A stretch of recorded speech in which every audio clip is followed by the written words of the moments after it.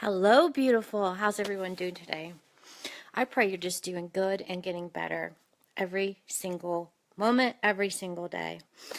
Okay, I'm just gonna power pack some kingdom truths today, and we're just gonna kind of build on what I was talking about love yesterday. It's like being in this. I call it the circle of extravagant love.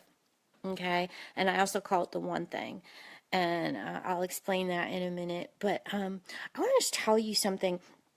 Matthew 6:33 says, if you seek first my kingdom, this is God, he says, seek first my kingdom and my righteousness, which is my will and way of doing things. If you do that, he said, all these things will be added unto you.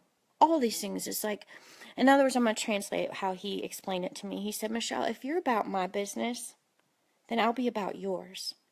And that's amazing because we can only do us, right? We can only manage our hearts between us and God. We can't change other people. We can't fix relationships. We can't change circumstances, right? But he does. He deals with the heart of man. He deals with circumstances. So he can, as you're about his business and his kingdom, then he'll be about yours. Is that not amazing? All right. So kingdom truth number 1 today. And then number 2, I'm going to talk about the one thing about how do we love God.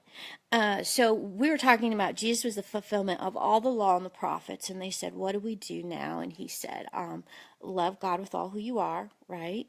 And then love your neighbor as yourself. And we discussed that neighbor, someone who's not like you, which totally pushes us outside of our comfort box, right? That's why we need the comforter. He's called the Comforter, Holy Spirit. We need him, and he pushes us outside of our comfort box.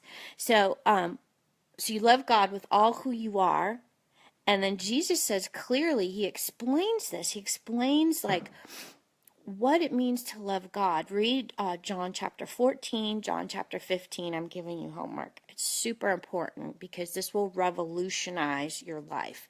Loving God is not locking yourself in a closet and praying and fasting, putting sackcloth on you, going to a mountain to be alone. Loving God, as Jesus explained it, is loving other people, because he basically reduces the 2 commands into 1 command, as I see it. So he says in John 14, what is it, 14:15 and 14:23, he says, if you love me, you're going to obey my words. You're going to obey my teaching. And then he goes on to say, and if you do that, then my Father and I will come, will make our abode in you, will live in you, and will manifest ourselves to you. That's amazing and powerful. And we talked about Ephesians 3, when we're rooted and grounded in love, we're filled with the fullness of God. So, as we do this one thing, because he goes on to say in John 15, this is like his parting words. He's about to go to the cross, right? So this is his last will and testament kind of to his inner circle. He's speaking with them. Read it, 14, 15, 16, 17. It's just amazing. He's saying urgently to them.